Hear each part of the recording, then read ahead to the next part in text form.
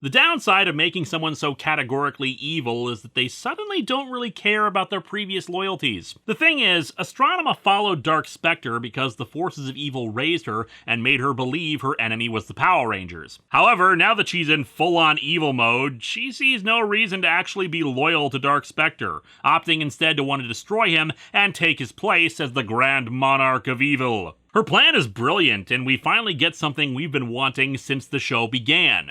Evil Power Rangers. These are the Psycho Rangers, and Psycho is a perfect description. The Psycho Rangers are completely insane, driven by psychopathic rage to destroy their Ranger counterparts to the point of single-minded obsession. We're faster than you, smarter than you, stronger than you.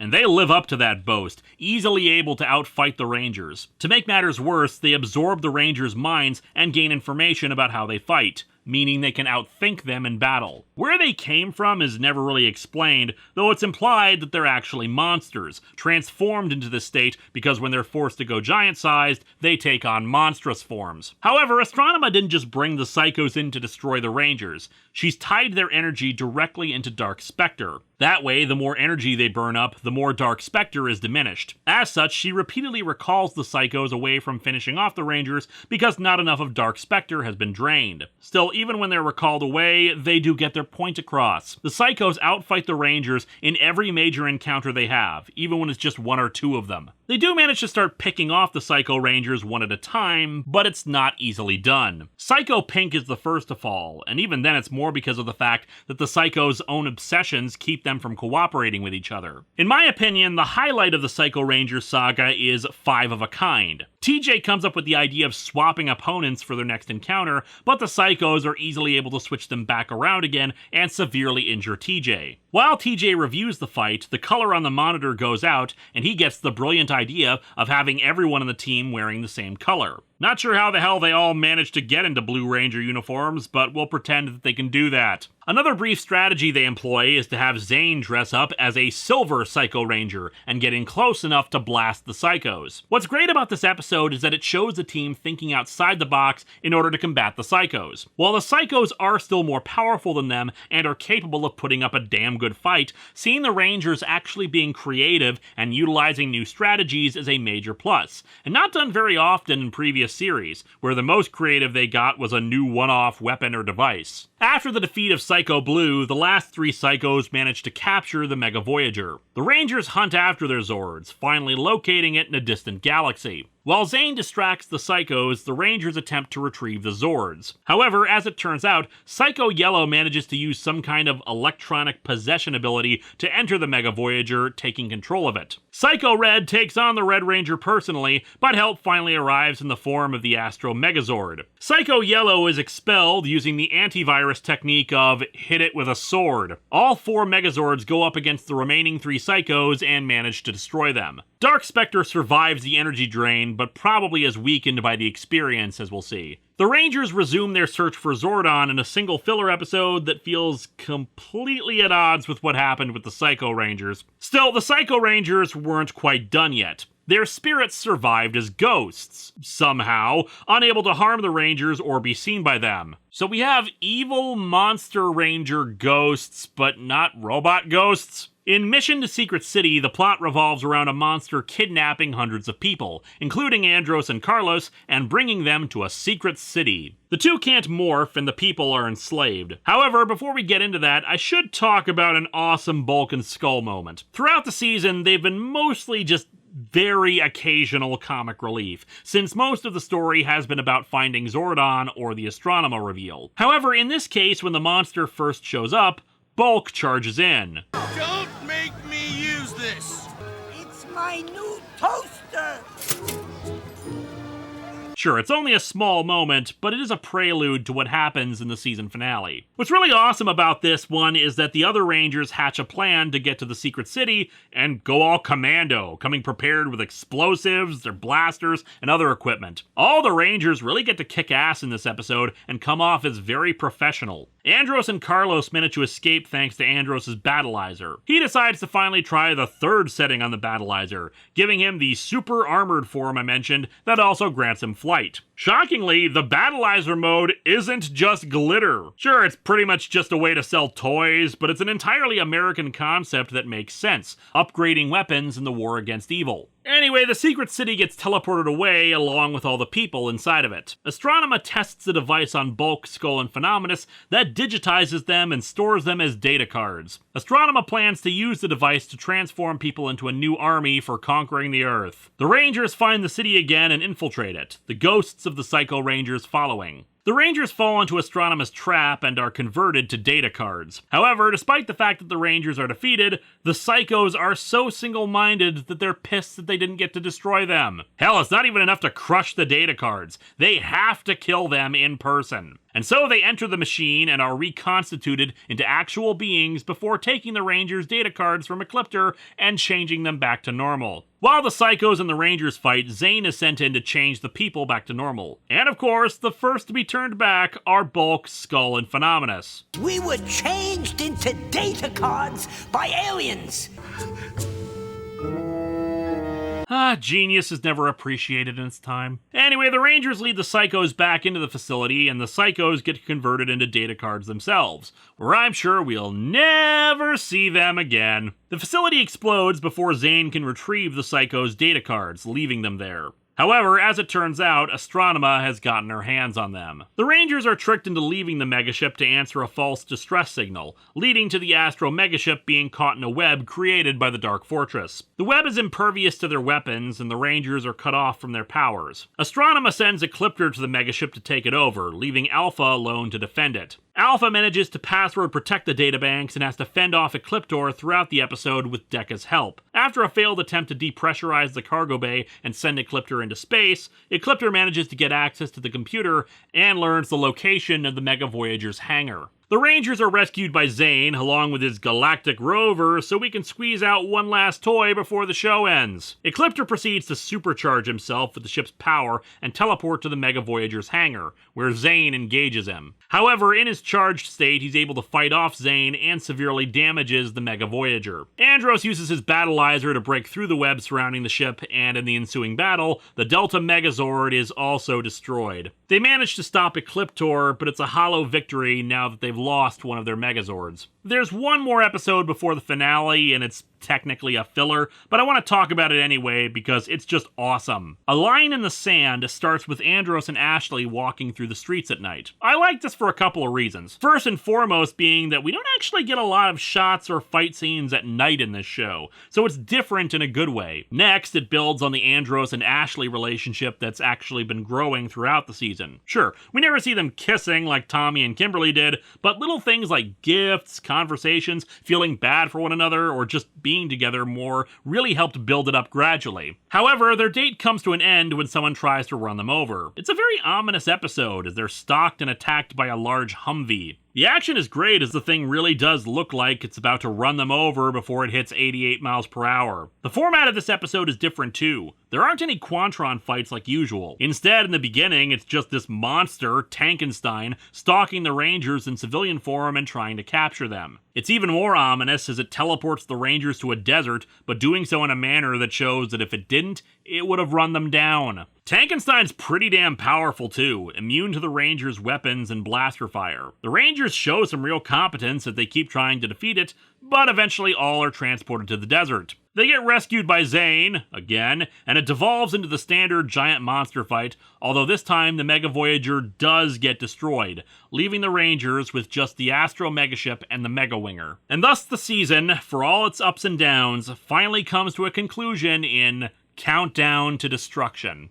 Summon all of my evil forces. They must all unite to finally take over the universe. Let the battle begin! The Millennium Message has come to pass. Dark Spectre rallies all the members of the United Alliance of Evil, with Astronema as the coordinating general. Divatox goes after the Equation Rangers, Zed and Rita attack Triforia. It's great to be back in the game! And the Machine Empire faces the Phantom Ranger and the Blue Centurion. Zordon is transferred to the Dark Fortress to witness it all. You have a front row seat to the end of your era.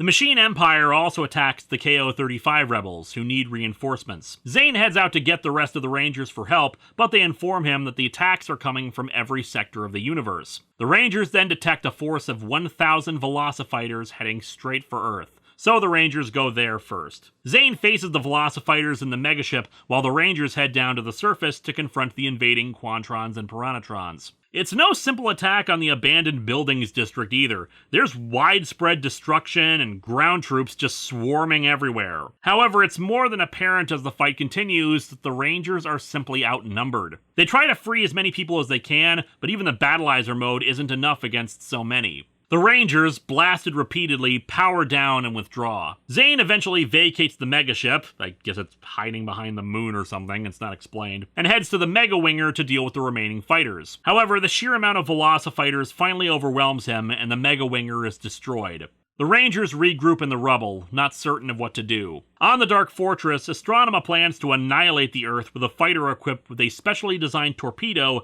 made strictly for planet busting. However, Darkonda overhears and, upon realizing that he only has one life remaining, decides to seize his chance for power. He steals the fighter and flies out to Dark Spectre, launching the Planet Buster at him. While the blast does destroy Dark Spectre, who I'm going to assume has also been weakened thanks to Astronema's efforts with the Psycho Rangers, he manages to destroy Darkonda in his final seconds. In the wake of Dark Spectre's death, Zordon tries to pull Corone free of the Astronema personality. While the implants short-circuit for a moment, she remains her evil self. Astronema takes supreme control over all the evil forces.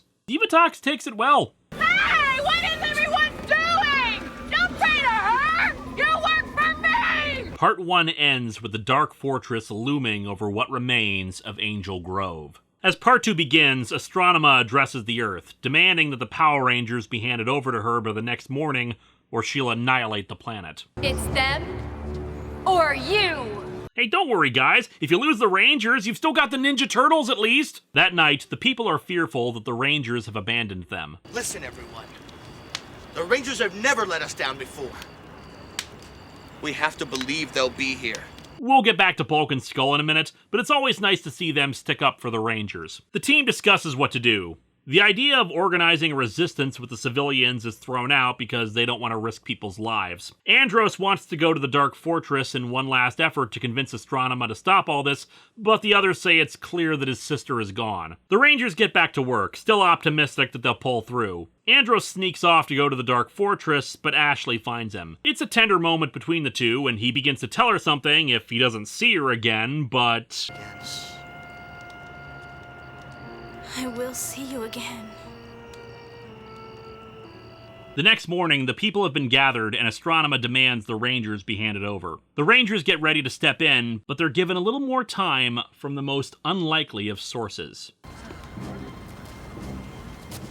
I am the Blue Ranger. I'm the Black Ranger.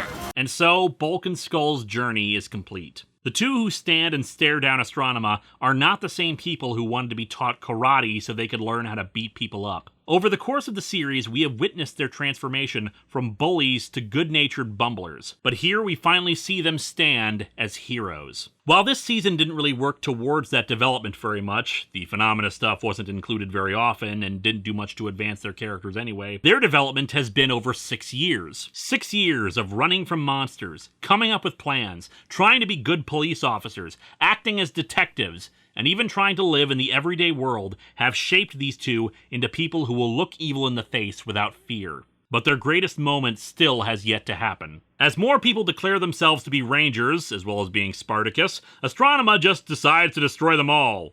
We are the Power Rangers. Them? I mean, have we ever even met Zane? As the Rangers leap into battle, that talk about not wanting to risk the lives of civilians is tossed aside as Farkas Bulkmeyer and Eugene Skulovich lead the charge. Come on, let's get in there. Who's with me?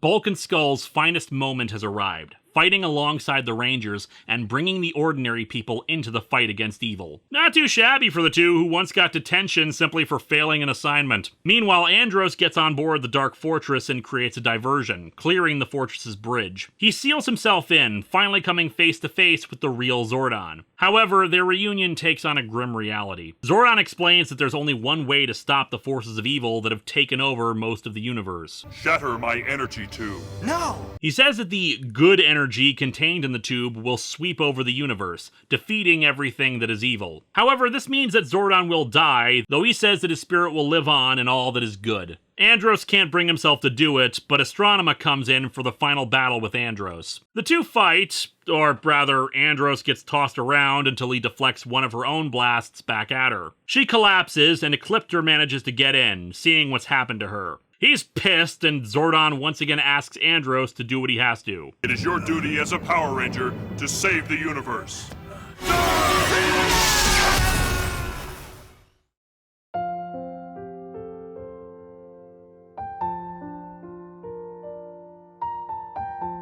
I am Zordon, an interdimensional being caught in a time warp. You've been chosen to form an elite team to battle Rita.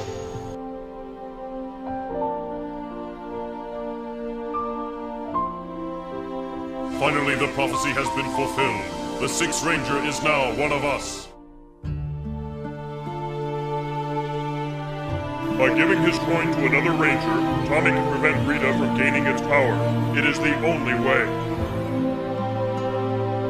You are a strong and courageous fighter, Green Ranger, and an honorable man.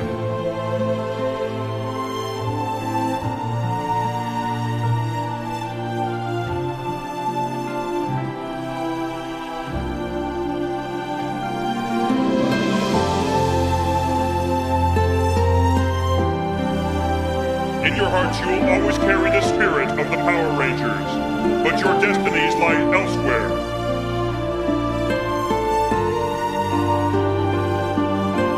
It was never my intention to deprive any of you a life experience such as this.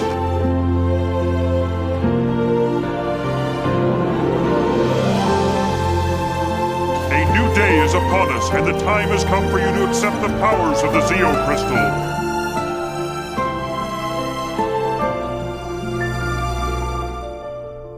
Words can't express the gifts you have given me and the people of Earth. We will miss you dearly.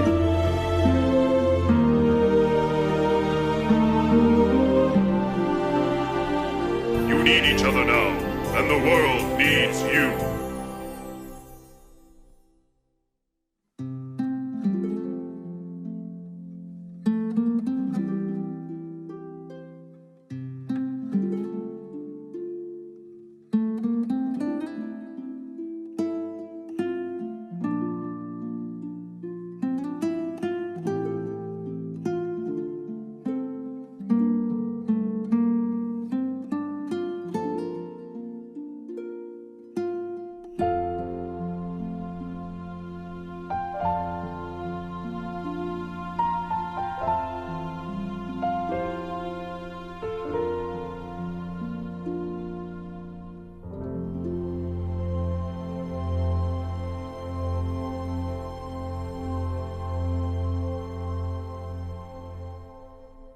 And thus the Zordon era, and the continuous story of the last 6 seasons and 293 episodes, comes to a close as Andros shatters the tube. And it's like Astronema said, he has a front row seat to the end of his era. The energy released sweeps across the universe. Ecliptor is reduced to dust, Mondo and Machina are equally destroyed, as well as Elgar, thank God. Rita and Zed are changed into human beings who gleefully start dancing together. Divatox becomes a woman in white, making her look an awful lot like Demetria, lending credence to the theory that the two were sisters. The civilians on Earth celebrate, but Andros lands the Dark Fortress and carries out Astronema's dead body to the others. And in what is the only real misstep of the episode, Andros cries and his tears bring her back to life. What a crack, especially in an episode that was otherwise taking itself pretty damn seriously. Really, I'm just gonna assume that it was a coincidence and the Z-Wave, as it is called in fandom, just took a bit longer to affect her. The KO-35 rebels return to their homeworld to begin rebuilding, and the Rangers say their farewells to Andros, Karone, and Zane. Ashley wants him to stay with them.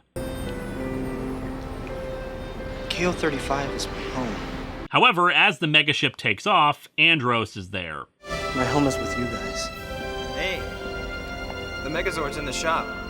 About to ride to Earth. And while the last season ended with the Rangers departing the Earth in defeat, the end of this one has them returning to it in victory. Power Rangers in Space is the final season that carries on directly from the previous one. From this point onwards, every season would start with an entirely original cast, save for Dino Thunder, but we'll get to that. Storylines were brought to a close, and Countdown to Destruction is considered by many to be one of the finest episodes in the entire show. From my own personal recollections, I can tell you that it's just as good as when I first saw it back then. Sure, there are things about it that I wish had happened, there are aspects like the magic tears that I wish had been done differently, but regardless of that, as an ending to all of Power Rangers, if this had been the true finale, it would have been awesome. This season is a space opera, and a glorious one at that. Unlike previous big bads, Astronema didn't usually bother with any ludicrous plans involving, say, making a Ranger want to continually eat all the time, or making them light as a feather. No, Astronema was a war general. She had an army that she utilized to fight the Rangers. Her goals were usually very specific, and while on one or two occasions they were downright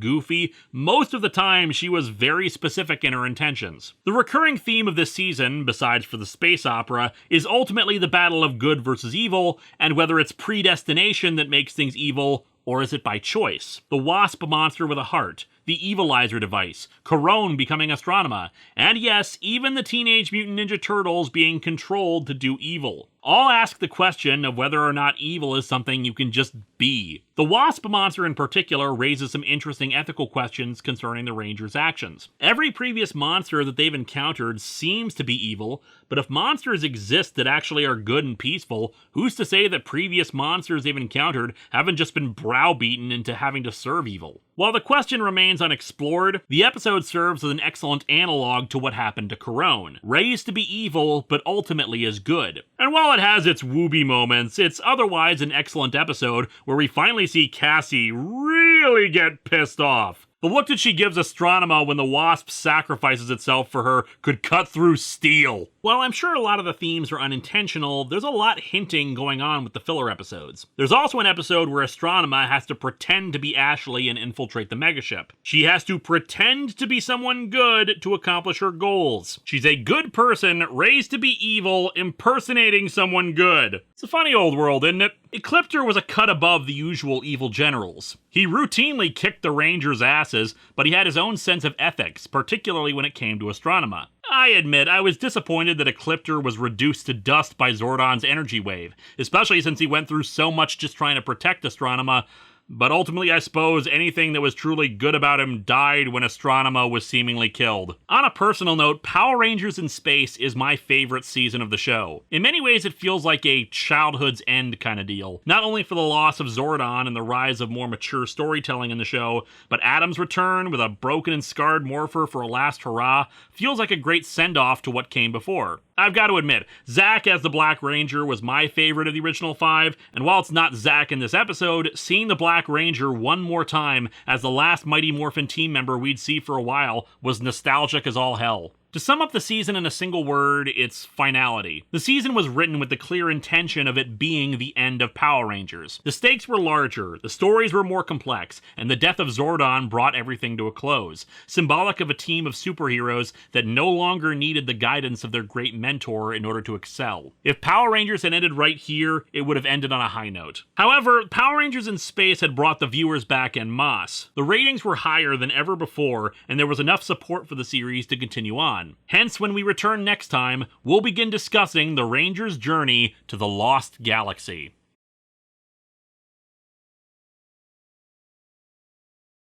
The world is very lucky to have you, and so am I. May the power protect you, always. Hello my friends, please be sure to like this video, subscribe, hit the bell, and share it with others. And if you get a chance, maybe check out my Patreon.